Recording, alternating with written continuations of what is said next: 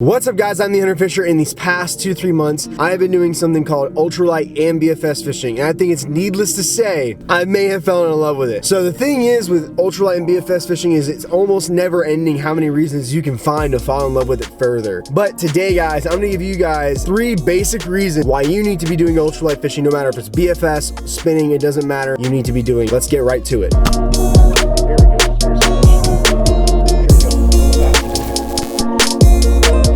What's up guys, we're back at the apartment and we're in a little bit of a tackle cave. I have like a little tackle setup going on over here. There's my gecko too. But we're gonna do a little bit of talking today, more so about ultralight setups. So like I said in the intro, today's video is gonna be about top 3 reasons why you should be using ultralight more often. So without further ado, what I'm really gonna intro this with is essentially talking about what ultralight fishing really is, like what kind of gear you're using. Personally, a lot of people are probably gonna tell you use spinning gear. That's not exactly true. I use BFS gear too. But first I'm going to talk about spinning, just showing you guys what it looks like typically. So this is a 5'6" spinning rod with a 500 size reel and 4-pound test mono, well, copolymer. But typically when you're using ultralight setups, you're using anywhere from 2 to 6 pound line. If you go above 6 pound, that's not really necessarily ultralight, but just more so finesse. That's kind of like what that happens. So with my BFS setup, I'm using a BFS reel, which is a shallow spool reel with a lighter spool, not just shallow itself. Using a 6-foot rod, and it's ultralight. It's weighted for 0.5 gram to 4 grams, which is roughly about anywhere from 1/64 of an ounce to like, I guess like a 1/16 of an ounce. It's kind of like what that's rated for. And I'm using 8-pound braid on that. Well, roughly 8-pound braid. It's not exactly 8-pound braid. Those are my 2 setups there. I'm using obviously a bait caster and a ultralight setup. So really I use one for the other. It really depends on what I'm kind of doing that day. Today, I'm going to show some clips of what, like how I was fishing today. Probably going to run a clip here of me catching a bass on the BFS setup. I didn't catch anything on this little setup right here, but this setup right here is actually with the mule jig and a Eurotackle Gamma Scud and the new mule peg floats, which these things are awesome. Not peg floats, but the slip floats. These are the mule floats, and I kind of have like a popping cork set up in a way here, like a mini popping cork, which was kind of cool. And that's kind of like what I tried today. And then I also had a 2-inch Eurotackle B-Vibe, which you guys know Eurotackle, they make good products. So if you want to get into ultralight fishing, Eurotackle is definitely a good place to start. But let's stop talking about the setups. Let's get into the reasons why you need to be ultralight fishing. Number 1 reason why you need to be ultralight fishing is you can catch almost anything, anywhere. So I've been catching anything from big bass to tiny bass to tiny little creek bluegill, catching everything really with ultralight gear. I'm planning on taking this to saltwater, so a lot of people even do ultralight fishing for saltwater. Seawalls, trying to catch things like anywhere from tiny snapper to, I don't know, wrasse, stuff like that. You guys have ever heard of a guy named Extreme Flea Fishing, which he's way bigger than me. I'm assuming y'all have heard of him. He does a lot of ultralight saltwater fishing. With ultralight saltwater fishing, you can catch a ton of different species really fast and really easily if you use the right thing. For example, I mean, if you want to catch a lot of saltwater species, Eurotackle EPF swims. 1-inch swim bait can probably catch anything in the water, to be honest with you. So I definitely would suggest starting out and trying to catch tons of different species with different, tiny baits. Another thing that I probably could think of if you want to do ultralight fishing in saltwater, taking these. I had the idea of taking some fish bites in saltwater, taking a tiny square, I mean like tiny, putting it on a jig head, popping it off the bottom. I thought it'd be perfect for using, tiny little jigs and going for like, I don't know, maybe a small snapper or something like that. I thought it would be perfect. So I'm actually planning on trying some ultralight saltwater fishing soon here. I just haven't really had the time to go down there, and I also don't have the motivation as far as like fishing goes right now. Personally, I've lost a ton of motivation. Going out alone fishing wise, because it's just like going out alone and sweating your butt off to catch fish sometimes sucks. But I kind of like this morning when I went out, and I'm gonna be rolling the clips this morning in this video, I kind of went out just to fish for the heck of it and just to have some fun. I got some clips from it, but essentially, I mean, the fight is so different, which is a reason I'm gonna get to later in the video about why you need to be doing more ultralight fishing. So another thing about just how you can catch anything anywhere, there's an old clip of me that I'm gonna try to see if I can find and roll real quick on the video of where I caught a tiny bluegill and literally like probably a 2-3 foot wide puddle. And that was like, me and my buddy were walking at a trail in the woods, and we found this little puddle because we were walking to a sinkhole I thought was there, but the thing is everything was overgrown, but there are these puddles with moccasins in them. And then I literally just dropped my bait in there and immediately caught one. So you can catch anything anywhere. Like I said, Like, that's probably my number one reason for ultralight fishing. Catch anything, anywhere. I've caught like a 4-pounder on it, and I've also caught probably a 0.4 pounder.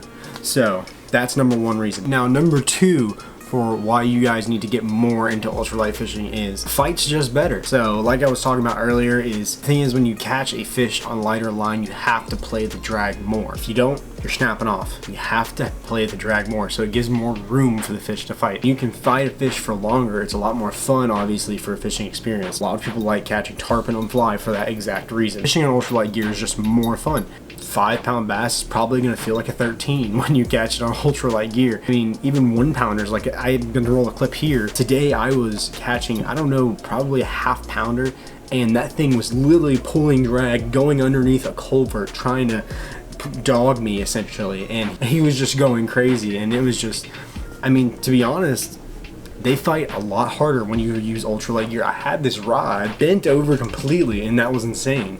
And that's kind of like just like another reason to be doing more ultralight fishing, just because it's a lot of fun, because you get to enjoy the details of the fish a little bit more when you give them the chance to show out like how they really fight. I know bass fights a certain way now compared to a bluegill, compared to a crappie. Bass and crappie fight a lot the same, but crappie go, well, they like the hybrid between a bass and a bluegill fight.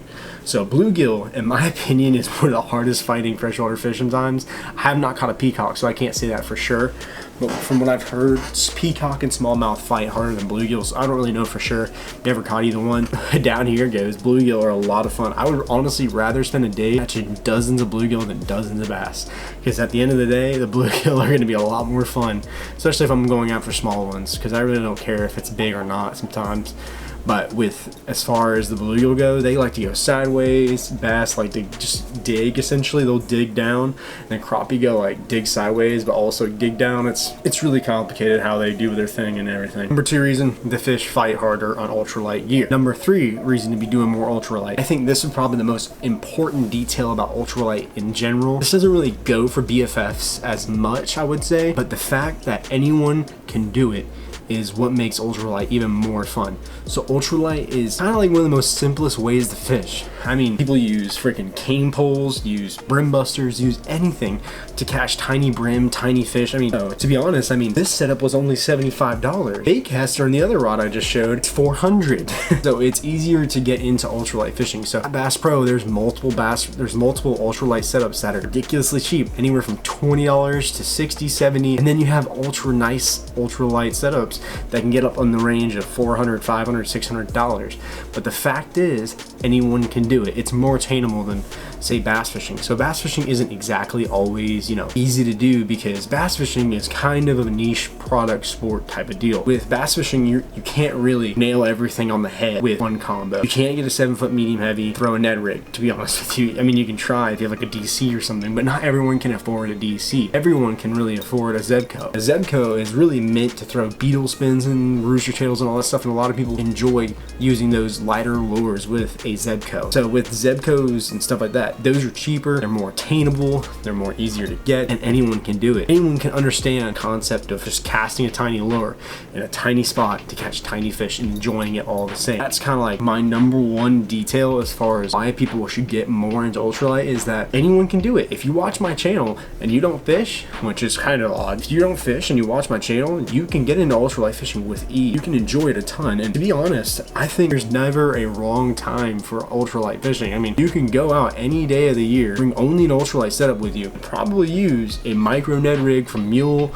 or using a 1-inch swim bait from Eurotackle, or using Z-Spender from Eurotackle. You can go out any day of the year, use a smaller lure to catch fish consistently, and that's really like why I think more people need to spend more time ultralight fishing, because it is something that is very unique, very accepting as a sport. It's kind of a weird word to use when describing it, but it is easy to get into the niche of ultralight fishing. You can find so many different species to catch, and the thing is with life listing and all that stuff that people are into. I'm not really into that as much. I'm kind of trying to catch 100 species in a year. Yeah, I'm trying to do that. I don't really know if I'm going to do it, but I'm going to keep trying. But as far as like everything goes with that, I think everyone's done ultralight fishing at some point in their life. Ultralight fishing is more applicable in more states, more countries, more everything. I mean, if I took one combo with me across the entire, every single state, I could probably catch a fish and not have to worry about what situation I'm in with this ultralight combo. Fun fact about this ultralight combo, it's sealed. You can take this thing in saltwater, which is insane. If you can take this thing in saltwater, I mean, it's just crazy. You can also take my baitcaster saltwater, but that's kind of expected for a $400 reel. But as far as like spinning gear goes, I could take that thing and go catch rainbow trout up north. I could go catch crappie anywhere. I've got crappie on it. I could catch peacock bass down south. I could go catch probably bonefish if I really tried, which would be hard. But I'm confident I can probably catch just about any fish on that one ultralight setup. I can't say the same thing about a 7-foot medium heavy bass rod. A 7-foot medium heavy bass rod is everyone's perfect all around setup, and I can agree in some ways for bass, but the thing is I don't see it being feasible for more than one species. I mean, for bass, yeah, it's perfect, but it's not perfect for every one. So like say for example, if you want to go catch some bluegill, you cannot take a 7-foot medium heavy bluegill fishing. I mean, if they're really giant bluegill, maybe. The thing is I don't see it being a thing. So with as far as ultralight fishing and all that, you have to spend time with lighter line, lighter setups, and it's just going to be more enjoyable, trust me. Even I'm saying ultralight is the most ultimate fishing technique, and I'm Floridian. I think I have enough credibility to say that I think next to no people in Florida are really ultralight fishing as much as people up north. In Florida we have giant bluegill and that's the fun of it, but to be honest with you, with Florida it's go big or go home a lot of the time. You have to be using big gear, you have to be using heavy gear to catch bass. I catch bass on light, so I'm completely opposite from everyone in Florida, and I still catch plenty of fish. I still enjoy it a lot. I catch big fish on these setups. It's like not like ultralight lures means ultralight bass. It's not always the situation, but I am catching consistently larger fish still on BFS and ultralight, whatever you want to refer to it. But overall, I would say if you aren't using ultralight, if you're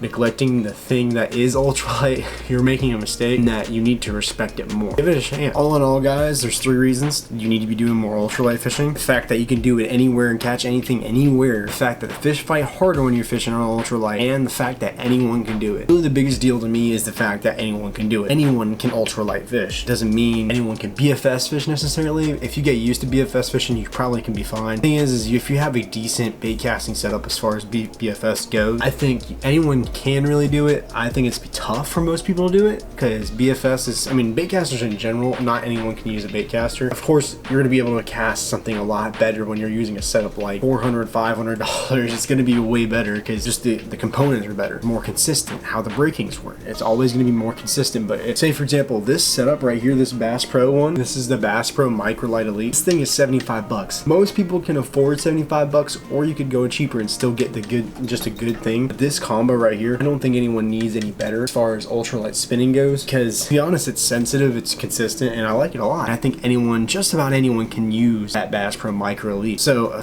as far as this whole video goes, I just wanted to get this video out there. Kind of slow on getting videos done just because fishing has been, what's the word to describe this? Booty. It's been straight booty. So really I've been trying to do more inside videos just so I can get at least some videos out there for you guys. I wanted to talk about this stuff and I wanted to get you guys into it as far as if you guys had any questions about ultralight. I mean, I put out that BFS, how to cast a BFS reel video. I think it's probably doing pretty good if I remember correctly. And I honestly want to show you guys more information. I don't want to leave you guys just videos that show me doing cool things and not teaching you how to do those cool things. As far as content on YouTube goes, I want to make sure that my content's also informational. Kind of like my thought process behind this whole thing. Hope you guys enjoyed the video so far. If you guys have any questions, leave a comment down below. As far as the setups go, I'm probably going to leave links to all these setups down in the description below, except the Ace Hawk rod. That's kind of an AliExpress link, and I don't want you guys to get like scammed or something through an AliExpress link. Definitely going to leave the link to the Microlight Elite, or even maybe a better option on Amazon. If there is some more ultralight combos that I could find on Amazon more consistently, I definitely would be showing you guys that, just because it always helps me out when you hit up my Amazon links. So that is all for today's video, you guys. I do plan on doing some ultralight fishing in saltwater here very soon. I keep saying I'm going to, and I never do. So hopefully we do it pretty soon here. I want to say thank you guys for watching. Thank you guys for supporting me up until this point. If you guys haven't already, make sure you like, comment, and subscribe. And I will see you guys in the next video. And remember to share me.